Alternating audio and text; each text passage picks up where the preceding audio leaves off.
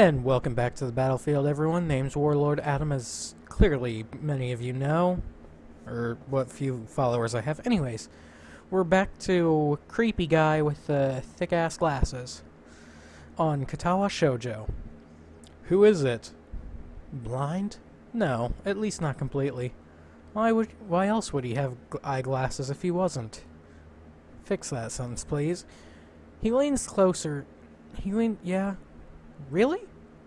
He leans closer to me until our noses are almost touching. His breath stinks of garlic. Hisao Nakai. I'm moving in next to the next room. I thought I should introduce my... His face suddenly brightens in realization, and he stands back upright, thrusting his hand out in a smiling greeting, almost straight to my diaphragm. Oh, sup, dude. Name's Kenji. Ah, hi. I take Kenji's sweaty hand and shake it, still a little rattled by the sudden change of attitude, and... Welcome. There were some suspicious-looking people going in and out of your room earlier. It was probably my parents. Your parents? You sure? 'Cause they could have been some other people, too. You can't judge a book by its cover. His out-of-place proverb is left hanging between us awkwardly as I try to think of some way to respond. I'd say the chances are high enough. He shudders and makes some exaggerated hand gestures. You're a brave man, Hisao. I know, I have to live across from you. That takes every bit of courage I think I can muster. Me, I don't think I could trust the chances. The only one I trust is myself. Does that mean I shouldn't get to know you either? He thinks about this for a while. A wise decision. Damn, you are smarter than you look. Probably. What do you look like? I hope I'm not smart. He squints his eyes and leans closer again, but I lean backwards to dodge it. Never mind, it doesn't matter. With that, he turns, fumbles around for a moment in search of the door handle, and shuts the door behind him. I slide the key into the lock of the door marked 119. Bleak beige walls, white linen, a desk made of some type of light wood, ugly curtains. Well, if Dumbledore was here, he'd probably set him on fire. It's no one's room, and personally, like my hospital room was. My bags are sitting at the foot of my bed, looking a lot emptier than they did this morning. The closet is sitting open, stocked with my clothes. Sorry guys, still waking up. Also, it seems there are a number of school uniforms hanging there as well. A note has been pinned to the sleeve of one of the shirts. Hi, Hickjohn. That's funny. We've unpacked your things and made your bed. They said that if these don't fit, then you should go to the office tomorrow. If you have any problems, you can always call us. Love, Mom and Dad. Well, at least I don't have to worry about unpacking. I kinda hoped I would have, then there would have been something to do. Still too early. I put the note down on the desktop and lie down on the bed, feeling drained. Lying there makes me want to read something, but I have nothing with me. I wonder if the hospital conditioned me for wanting to read whenever I have nothing to do. The restless urge just keeps growing until I have to stand up. Maybe it's stress or something, or maybe it's anxiety. I was pretty nervous about it before coming, and for the entire day too. I still am, I think. Damn, I have to distract myself somehow, so I won't be this unnatural all the time. Tomorrow I'll go borrow some books from the library.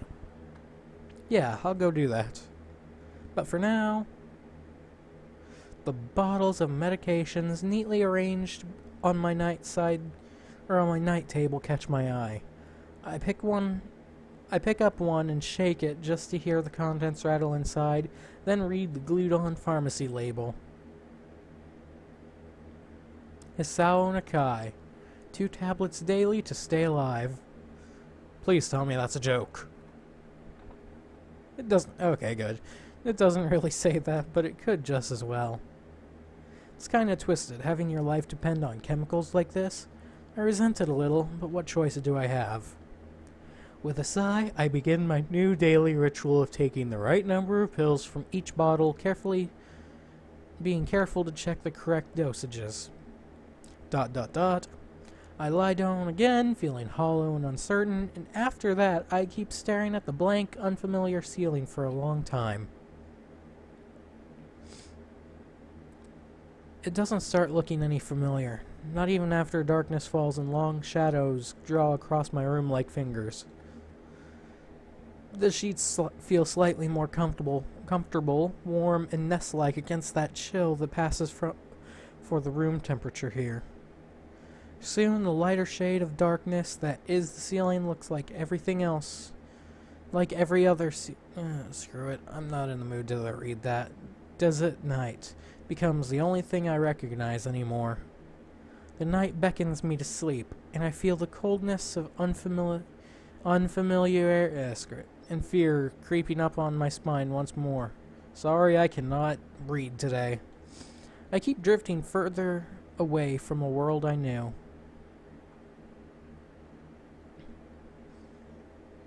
Dun dun dun dun dun dun dun dun dun dun dun dun dun. Oh, you're fading out.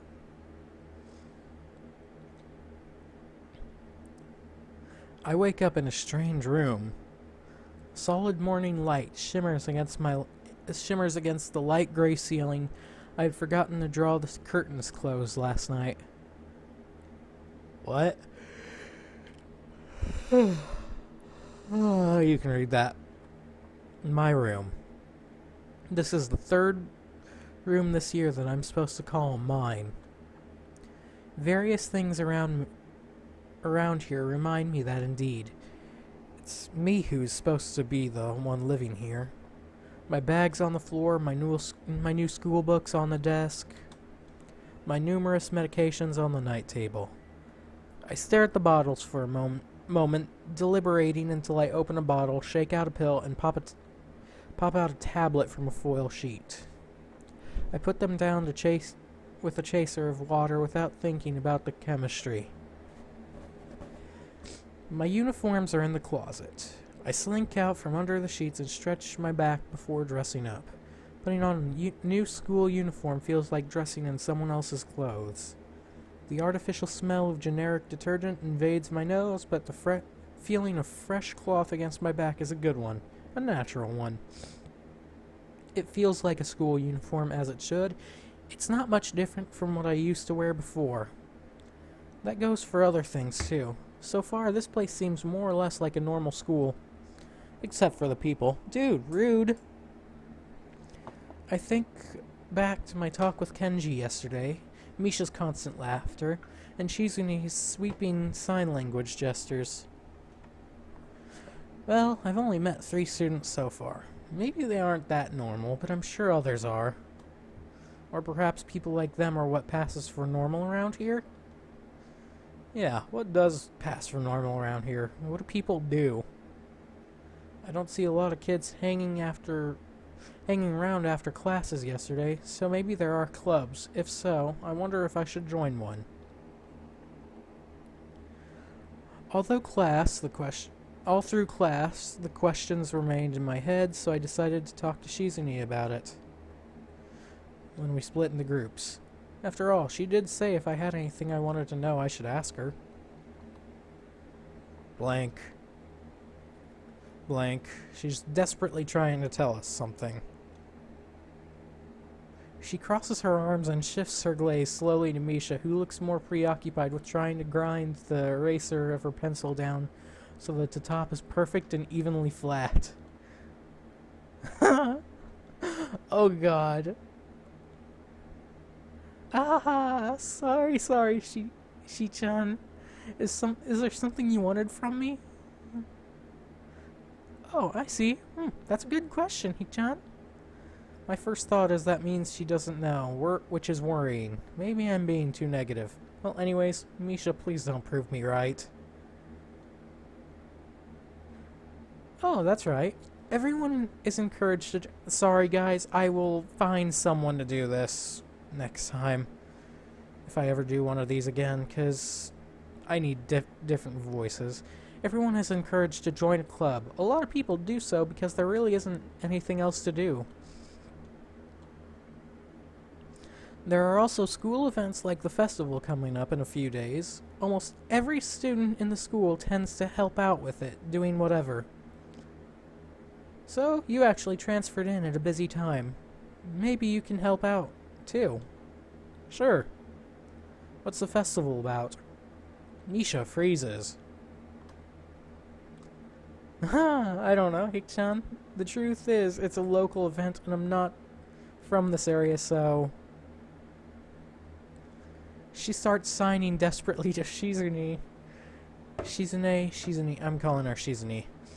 Asking her to bail her out. Shizune adjusts her glasses at the end of her oddly grandiose flourish and starts signing hard and heavy.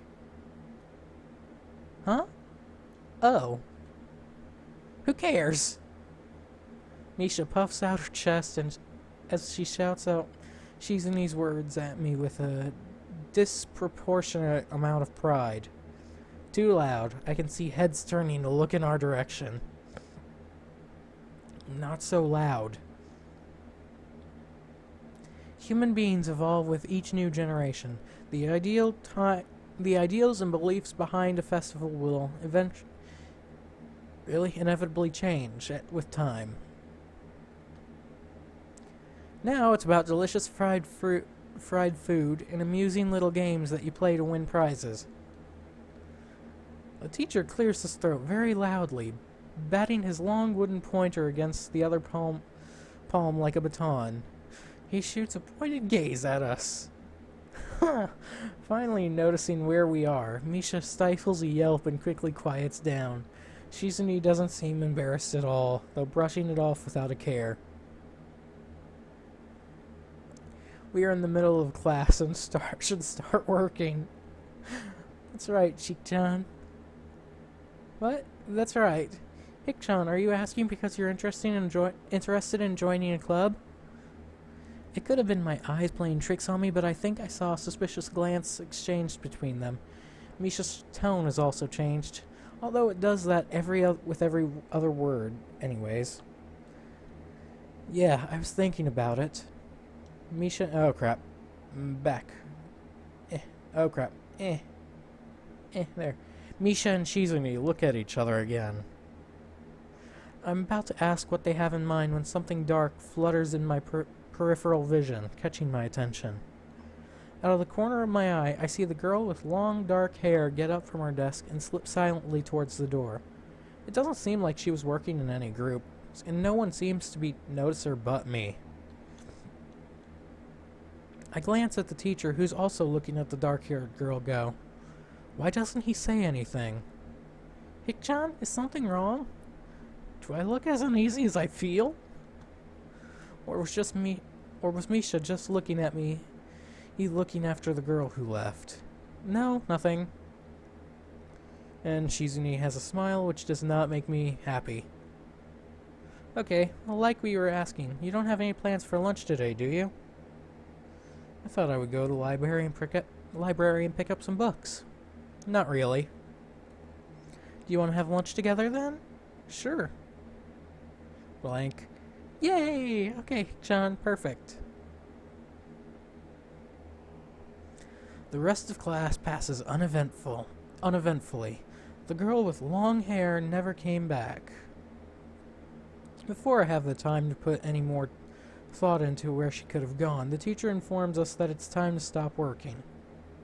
Shizune looks more than a little annoyed that we only just barely managed to finish all our work on time. I'm glad we finished it all. It's not like it's a contest or anything, though. Yes, it is, Hik-chan. Impossible. Really?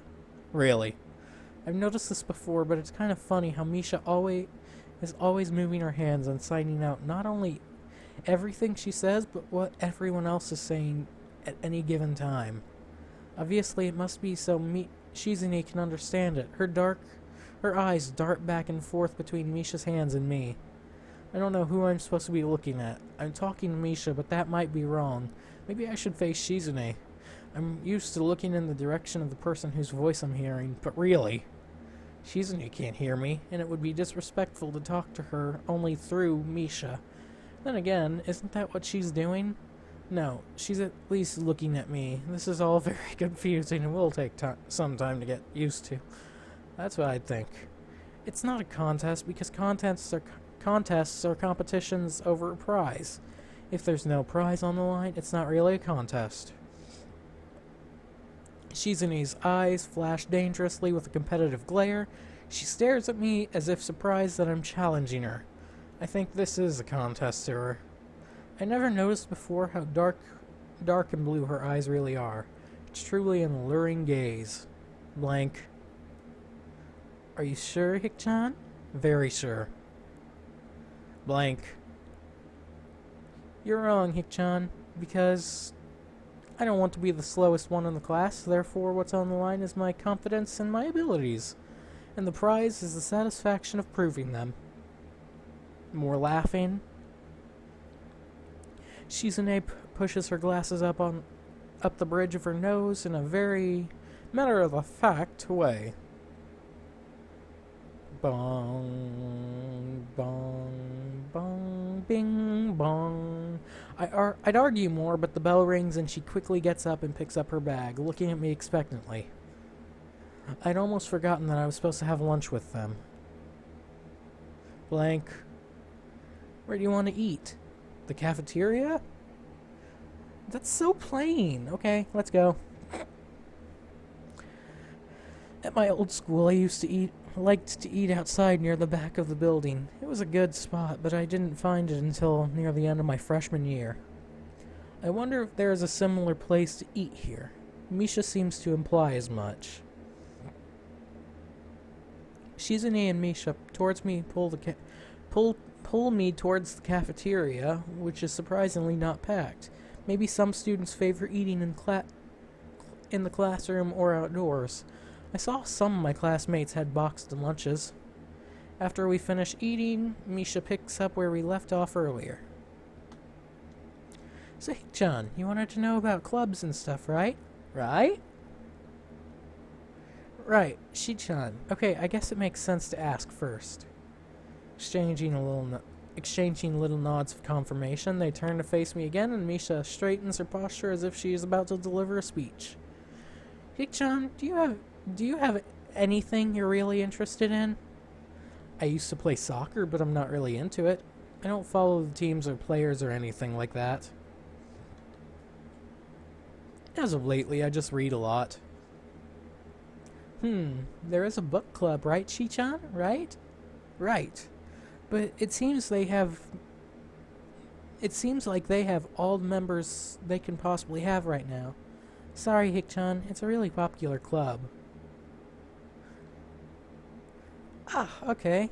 But more to the point, Hikchan, does that mean you don't have anything already in mind? Not really. Good, great. That's great, Hikchan. Really great. More laughing and more bellowing. Why is that so great? No reason. Oh god. Well, Hikchan, other than clubs and upcoming festival, there is one other thing. Student council! I see. I didn't know the school had a student council. That was a very melodramatic setup, though. Just to tell me that. I'm pretty sure the two of them know this because Shizune looks a little embarrassed by it and Misha is laughing. Shizune quickly retakes control of the discussion. In a manner of speaking, after all, it's still Misha who has her voice, whatever she says. Laughter. Right. Hikchan, maybe you should join the student council. They could use more people. Yes, definitely. You should definitely join. Why?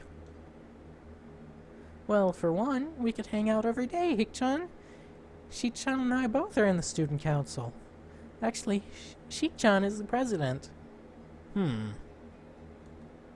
starting to get the suspicion that Shizune and Misha might not exactly be the most unbiased people to talk about this with. As if reading my mind, Shizune quickly adjusts her glasses and signs something to Misha. Laughter. Of course, we're not trying to get you to join just because we would obviously have the benefit from you joining the student council and therefore have an incentive to try and get you to. So you're admitting that. No, we admit nothing. I mean, hey, John, of course it would be nice if you joined, and we'd appreciate it. But even without all that, joining the student council shows healthy interest in the workings of one's school. Yep, it's true, Hik-chan. Besides, don't you want to spend time with us after school, Hik-chan? Oh god. I can't tell if she's being genuine or if this is just a really good acting. Both of them seem to be trying hard to look their cutest, although they are already pretty cute to begin with. Well, so it's settled then. Welcome to the student council, Hik-chan. What? No. No! Aww. See, Shi-chan? Of course it wouldn't go so easily. Yep, that's right, though. It would be boring if it went that smoothly. Oh well, Shi-chan owes me candy now. Ha. You were betting on that? On it? Hey, my life isn't a game here. Shizune seems very intrigued by this when Misha signs it to her. The aggressive glint returns to her eyes. More signing? Wahahaha, that's interesting. Hik-chan, let's play a game. Oh god, please don't be the Saw games. That's not what I meant. How about rich man, poor man? Hik-chan, if you lose, you have to join the student council. No, absolutely not. Aw, why not? Well, because you two have the same incentive and therefore the same goal, which is to get me to join the student council, right? Yep. Not even trying to hide it now. Yeah, that isn't my goal. But what this means is that both of you can team up and I'll be at a clear disadvantage, so I will have to decline. Ooh, Shizune. Hik-chan, I'm very offended. Are you saying that you don't trust us? That we would pull something so disingenuous? That makes me sad. Sorry? It's hard to tell where Shizune's influence ends and Misha's thoughts begin. In order to atone for hurting a young girl's feelings, you should definitely join the student council. No. How about a game of paper football instead of rich man, poor man? Paper football? Yeah, it's a game they play in America. You make a paper triangle, and then you try to shoot it past goalposts that the other player makes with their fingers. Isn't it cool? It's the ultimate form of competition between two people, Hik-chan. And it's also played by elementary and middle school children, Shik-chan. Oh, that was a question. Laugh, or bellowing. That means it's a game that really separates the Really? More like boys from the slightly older boys. Anyways, I'm not going to play that either. Just the fact that you know about it means you're probably surprisingly good at it. Yeah, that's true. How did you know, Hik-chan? Lucky guess. Shizune frowns at Misha, telling me that she probably wasn't supposed to admit that so readily. I wouldn't say that I'm happy with their attempts to get me into the student council, but I'm a little curious about what the student council does here. I've never been on one before, or even known anyone who was a member. So it interests me. I also kind of like Shizune and Misha, so it probably wouldn't be that bad. More signing. Okay, Hik-chan, how about Risk? The game of world domination. I don't know what that is. It's really fun, Hik-chan. You fight for control of the world with armies and everything. Sounds like Shizune would really be good at it. If you want to play, we can play after school. Really, Hik-chan? We just play for fun, Hik-chan. Shi-chan hasn't played in a long time, so if you want to, there are no strings attached. Well, okay. This is a lie. Okay. Perfect. We'll see you after school in the student council room then. Wait, why there? Because that's where we keep the game. Billowing. I grimace to tell them how much I do not like this, but it's more for show than anything. So in the end, I agree, but only after getting Chizune to acknowledge that I don't mean anything concrete by accepting to take a look around and play the game with her. Lunch ends and we go back to class.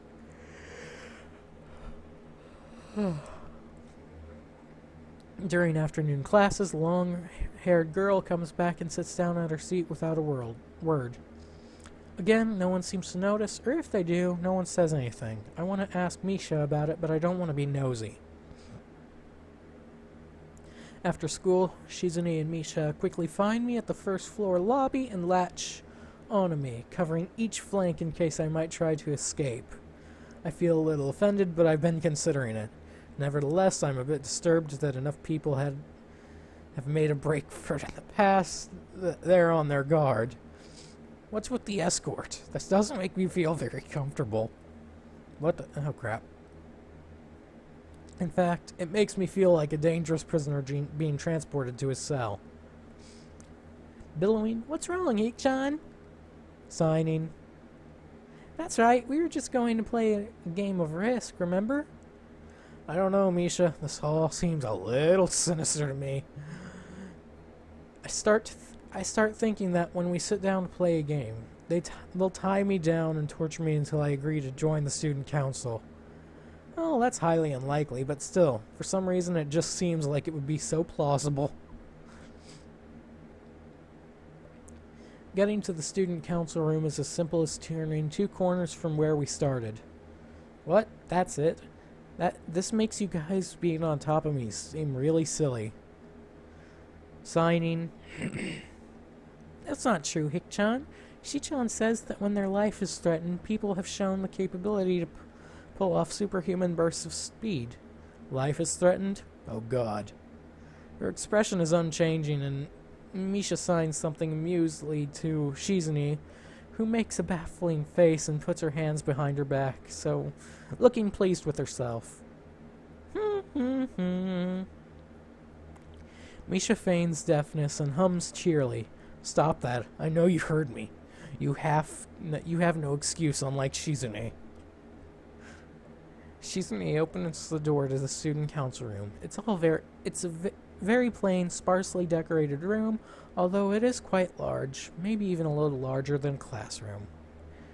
There's a big table in the center, surrounded by chairs, a smaller desk prominently placed at the back that I assume is Shizune's.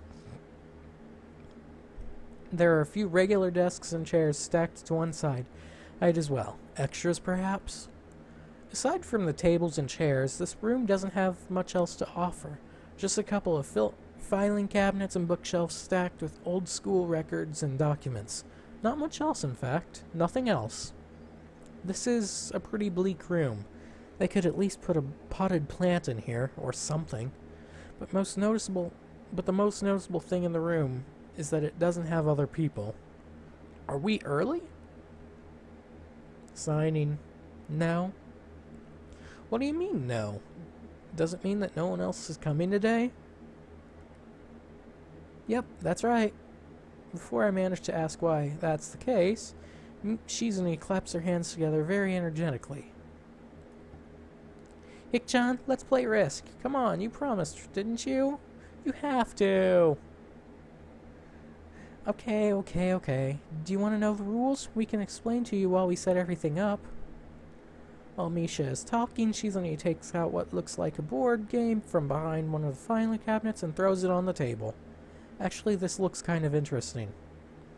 After Misha spends a little too long for her liking running through the basics with what's somewhat vague and confusing tutorial, Shizune cuts in and declares the game has started with a defensive motion, slicing her arm through the air. Shizune's aggressive is rubbing off onto me, and I start feeling more competitive than I intended to, and I agreed to this. Halfway into the game, while I try to ponder how to defend against Shizune's assault from 2 fronts, she breaks my concentration by drumming her fingers onto the table to get my attention. Hikchan, Shizune wants you to know that you're taking too long to take a move. Shichan also wants to say that she will let you keep Australia if you agree to join the student council. I thought this was a game with no strings attached.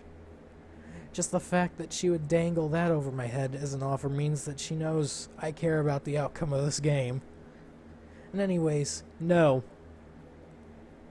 Shi-chan admires your fighting spirit and would be a benevolent dictator who will spare your people if you agree to yeah. Laughter. You're so competitive, Shizune. She seems to take this as a compliment. I would expect the student council president to be a little more magnanimous. That's right. She doesn't seem to know what the word means or how it's signed, so she pulls out a piece of paper and writes it for Shizune, who in turn signs it back to Misha. Misha presses her index finger against her temples as if trying to physically implant the word into her memory. Suddenly, Shizune bursts into a flurry of gestures, and Misha looks daunted by the pace of her heated signing. Wait, please slow down, Shi-chan. Shi-chan says you're going to lose. Tell her I will crush her world empire with my rebellion. Okay. Oh god, that face. Look at that face. Oh god, I did something horribly, horribly wrong.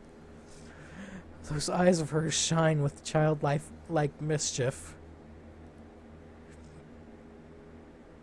She says you have no chance if you keep playing like this. No, you won't. She has a point. Attack aggressively. She's either really mocking me or trying to trick me. I have nothing else to lose, though, so I might as well try and try something different. Maybe if I spread out my forces and try to control more territories, I can recoup the advantage.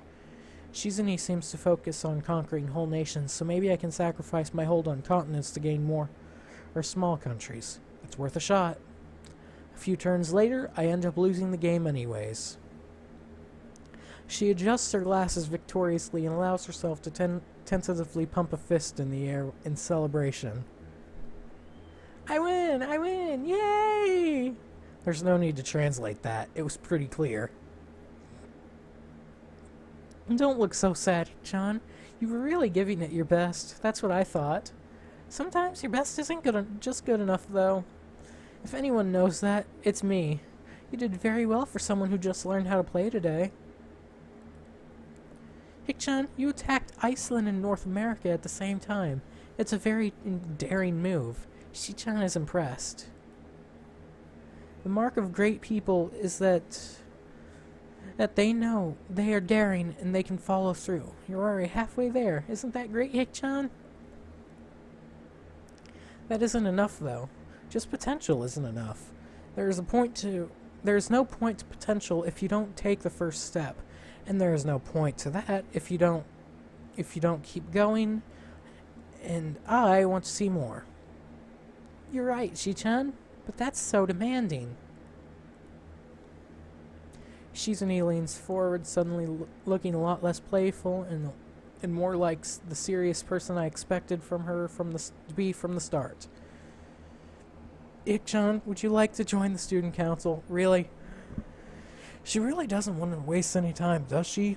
But it's only my second day of school, so I'm hesitant about committing to anything so early. I haven't even taken a look at any other clubs yet.